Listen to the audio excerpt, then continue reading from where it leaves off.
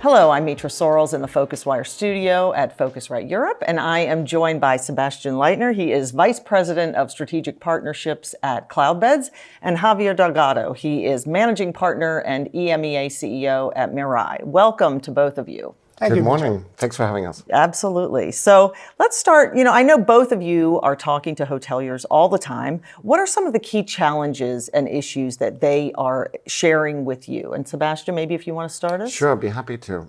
Look, when we engage with hoteliers, what we hear most often is that they're very busy right now, right? They're running at top occupancy, fantastic revenues, and they're still struggling with staffing, with expertise. We sort of have this COVID slump, if you will, from a recruitment, from a training, but also from a, proficiency and expertise that we've lost in that sort of 2-year period where things have slowed down. And we're only slowly recovering from that.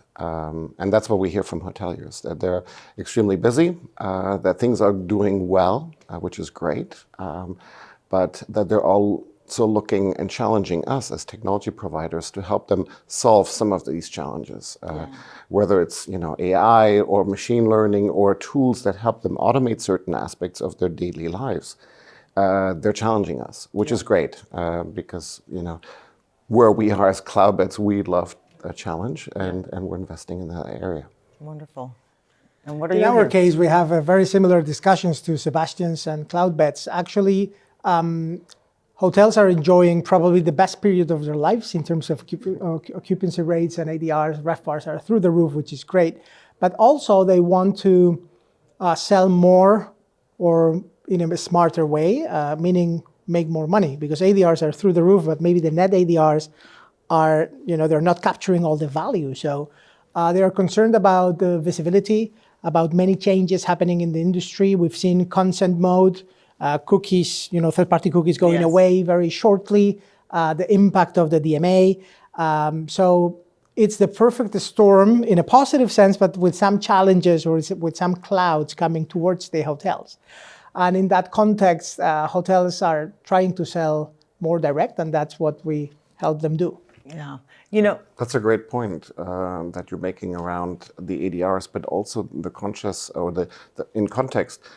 They are operating at a very high cost right now, right? Correct. So even though ADRs are high, their cost of operating, occupying a room, cleaning a room has become more and more expensive. Exactly. So they're looking for ways of driving efficiency and direct business, to your point. Well, driving efficiency can be done in many ways, and distribution costs are a significant chunk of any hotel cost these days. So it's the right time to sharpen the pencil, if you will, because ADRs are very high, but if you can reduce your cost and, more importantly, your dependency from third parties that are keeping the consumers and the travelers for themselves, and they're only sending you a reservation. That's the wise thing to do now, because technology is becoming also more and more accessible, more democratized. So the hotels need to own the conversation and understand their audience, understand who the traveler is, so they can address them in a better way and build a relationship. That's the whole point of it. Yeah, you mentioned the Digital Markets Act, and we've been hearing a lot about that. Booking was just added to the list of gatekeepers, and I know from some of the research you've done that hotels have actually lost a lot of visibility in Google due to the changes being made. Yeah. What do you think will be happening there? Well, no one really knows. So there's some new ones. You're absolutely right when you say that Booking.com has been added to the list, but actually they've been ratified by the European Union, meaning they auto-proclaim themselves gatekeepers based on the regulation that was published in 2022, and then the first list came to life in 2023.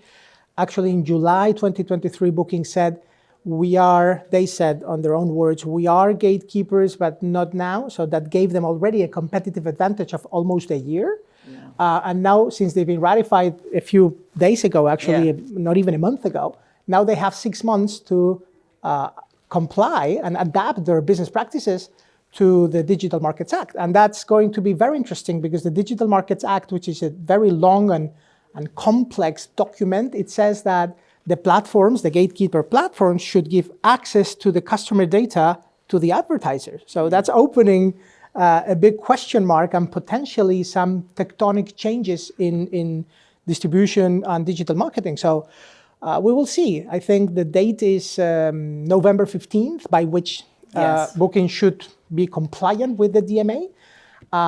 So interesting times, let's put it that way. And also, it's important to note that the European Commission, 17 days after the full deployment by Google, they already opened an investigation on Google saying they were not compliant. So we'll see. There's a lot happening A there. lot going on, certainly. Yeah, it's an interesting time. Well, so kind of at the crux of a lot of this is this data. This word data keeps popping up, right? And certainly we've been hearing for quite some time about this issue of data silos and the disparate solutions and things. Sebastien, what's your take on that? I mean, will this be solved? We've been working on it for decades, right? Exchanging data between platforms, finding connectivity, finding solutions that allow us to access information, tests, and contextual, really from an advertising perspective. I think to your point, Javier's point, if we can imagine a world where we can access a greater audience, whether that's controlled and motivated by the Digital Market Act, that opens up huge opportunities for hotels and to actually advertise directly to new audience, to travelers that they haven't been able to access before. And that's what we're all working on. I think technology has come a long way to create infrastructure that allows us to access information and data quickly and exchange that information quickly, which is why we have a very open API platform that allows us to share information, data of our customers in real time with partners such as Mirai. But it's the plumbing that is needed, and luckily that is here. We've come a long way. Are we finished? No, I don't think we'll ever be, and we continuously have to invest in it. Absolutely agree with you, Sebastien. Plumbing, is the right word, because there are many pipes and many dots that need to be connected. And I think hotels realized this during COVID when, demand just disappeared completely because of the reasons we all know. Hotels realized that they had to change their mindset. And there's a lot of mindset on this. Hotels traditionally have been quite passive in terms of sales. Someone else will sell my property, will commercialize my property, will take it to market, and I'll take care of, the breakfast, the room, the pool, the garden, which is the core of the hotels. But hotels finally kind of woke up and smelled the coffee and they said, okay, if I'm not selling my property, someone else will do. And of course, they're going to send me an invoice afterwards. And those invoices are getting, heavier and heavier. So the time is now. Hotels can now access the data. They can now interpret the data. And more importantly, with partners like Cloudbeds, Mirai, or many other who are capable partners, they should be able to take control of their destiny and their marketing, and that is going to include data, always. They also have a lot more access to data. I'll give you an example, right? We have customers that have moved completely from offline retailing to digitized or fully.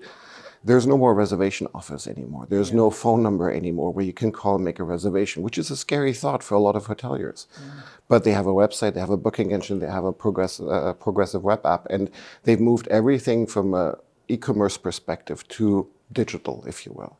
And with that becomes a lot of data and insights, right? By the time a reservation is made, I have 500 data points on that customer, how he arrived at the website, how he came, where he navigated on the website. And these are all important information that can help you then optimize conversion, advertise more effectively, etc. As you're talking about some of that digitization and automation, of course, I start to think about generative AI and AI more broadly and everything that's been developing in that space.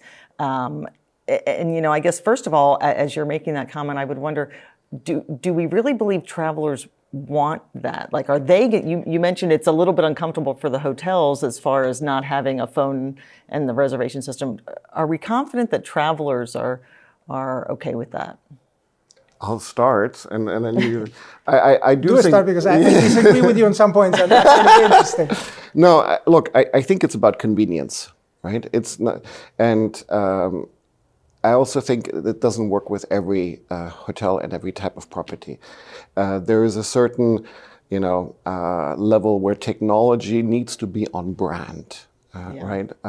You can't have a luxury 5-star boutique hotel that doesn't have a white glove, heavy touch, customer-centric service that encompasses all available channels. But you can have a highly efficient, maybe 2.5, 3.5 star hotel that is completely contactless, digitized, and where technology is front and center, and that allows the hotel to operate at a very attractive operating cost and being extremely efficient on it. So I do think some of that guest experience has to be on brand. Because otherwise it is in stark conflict with what you're trying to do as a hotelier, what you're trying to be as a hospitality professional. Yeah. How do you disagree? No, I was disagreeing on the telephone component because we're seeing actually a lot of traffic and a lot of sales happening through voice. In the age of AI and Gen AI, travel and hospitality is about humans and people looking to each other and talking to each other. So it's interesting to see that voice, that's kind of something of the 90s, contact centers and the likes, is at least in our stack and in our proposal or service proposal is working very, very well. But to your point about Gen AI, it's certainly a fact. It's real. It's here. It's upon us. But we've seen many big changes or things that were considered threats. Remember when mobile phones became the norm and all the queries were going through mobile and everyone thought, okay, this is the end of the world. And then voice search was a big thing and the assistants and so forth. And now it's Gen AI. But you know what? Nothing is really changing. At the end of the day, it's a matter of connecting supply and demand in an optimal way and in a seamless way. So it's a matter of mindset. If the hotels are still thinking online, offline, they're just in the wrong mindset. This is 2024, 2025, we can say even. They need to understand and embed all these technologies through the right partners in their operations. And at the end of the day is to sell more and also more efficiently. So is Gen AI a threat? Probably not. Is it going to be a game changer? Probably yes. But at the end of the day, you will still have beds to fill, rooms to sell, which is the core business of the hotel from a distribution standpoint. And that technology has been helping that through the last 30 years. We've seen, a lot of changes. Yes. But, sorry, go ahead. No, I was going to say, I think a lot has to do with testing and learning at this point in time because I agree. We can throw the best generative tools out there, but if the audience and the, users are not accepting, embracing, and leveraging or using it, we're not going to see a broad adoption. Yeah. We have a lab at Cloudbeds. We're testing a few things right now on reputation management, for instance, right? Sort of the automatic answering of reviews, the ability to generate a voice, a persona, and actually engage with customers. Whether that's working and whether that's creating the right experience for the property, but as well also for the consumer, has yet to be determined, right? Like, we don't want to sound like robots at some point. Well, certainly not. And also, to your point, there are some basics and some fundamental stuff that, you don't need Gen AI to properly manage your inventory and your pricing. Right. You don't need Gen AI to look at the customer in the eye and welcome them. You don't need Gen AI to distribute properly. So first of all, let's fix the basics. Let's regain control of the inventory. Let's price properly. Let's analyze data and see who's selling better, who's bringing me more net ADR, and how can I optimize? And again, this is with a very simple spreadsheet, not even macros. It's very simple analysis that is going to give you that data back. And based on that, act upon it. Yeah.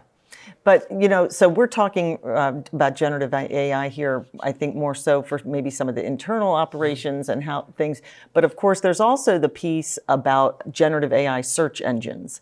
And I know, there's been a lot of discussion of what does distribution look like potentially in a world where it's generative AI driven search and maybe only 3 results are showed to the person that's doing the search, not a whole list of blue links. Are you getting any questions or concerns? Can I narrow down your question a bit further? Because I think that's great, but what's even more interesting if the tool that we're using is actually understanding you as a consumer, Right. and narrowing down the results even further, right, to your persona, to your who you are as a traveler, and then it becomes an extremely narrow view, right? Like, But is that good?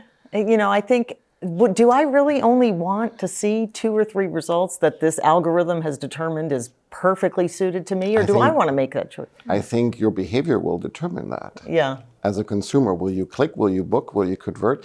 Aren't we all at the mercy of conversion at the end? Sorry, that sounds terrible. You're right. To a certain extent, that's the case. Right? So I think we're all smart enough, and this is what is beautiful in today's environment. We have access to the data, and we can look at it and we can decide, is this the right path or not? And I don't think we've seen yet a silver bullet that says, this is it. And we're still tweaking, and we're still trying to figure out how to leverage the best of the service. But I think the idea of having a custom offer that is tailored to your needs sounds extremely enticing to me. I'm tired of shopping through 20 pages of hotels when I book my stay in Barcelona. I'm sorry. I mean, there's lovely hotels, but Yeah, but you need one hotel. Right? You need one hotel, and there's a certain criteria, and I would want a tool to help me determine most effectively, based on my behavior, based on my preferences, on what the... And I suppose, you know, as I'm thinking, if I'm doing that, if the first time I try it, it works well and it is a good match and I'm happy with it, then I'm going to be much more comfortable with that going forward. Where it is potentially a challenge is for the surrounding hotels that may meet 90% or 80% of your requirements. Like, how can I get in front of Mitra? Right.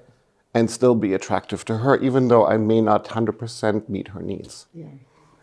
There's a lot going on in this space. Actually, at Mirai, we already use AI to predict cancellations, which is a big driver for the industry. And as such, we are looking at it very closely. But think about Meta Facebook. They, according to the latest research I've seen from them, 50% of the content they serve, which a lot of it is related to travel, to food, to many things that have to do with hospitality, is already determined by AI systems. So it's not the user. The user will only see and consume, and as a result, purchase or buy, or, you know, they're guided in many ways to certain content based on an algorithm that no one really knows. I mean, beyond Meta, Facebook, on how it works. But things only work when they work. My point is, why is, you know, search and Google still king of search? Because they are constantly refining the content and the blue links and the sponsored and non-sponsored links that they put in front of you, and that's relevant for the consumer. So it is true that it's the machine, right, guiding or governing us, and it sounds a bit daunting, as Sebastien said, but if it has to add value to the consumer, because you cannot fool consumers. So I think that in the end, common sense and humanity will prevail much more than technology, because the technology needs to be at the service of the consumers and the hotels. That's a wonderfully optimistic view. I think well, that's we great. have to be optimistic. We've been through a lot. Yeah. So before we wrap up, I would love to just close with a question for both of you. You know, thinking ahead, if you were each running your own independent hotel, what might be your priorities, really top of mind, let's say for the next 3 to 5 years? I think it's all about I mean, there's so many things I would think about. Two to three at the top of the list. In my first career, I was a hotelier, so I remember all of this. At the end of the day, it's all about the team that you're surrounding yourself as a hotelier in order to create a great experience for hospitality. The fundamentals of hospitality hasn't changed. And I think that's sort of what we tend to forget on the onset of, you know, technology, AI, and experiences. We're here to accommodate travelers, and I think that will never change. And where there's a human component to it, we need to embrace that human component and develop it further, because for all and I love that context when we talk to hoteliers. At the end of the day, they want the technology to work in order to create a great experience for travelers. And I don't think that has changed and will not change. And I would focus on embracing this and investing in creating these experiences. Okay, wonderful. I agree. I have a similar background to Sebastien.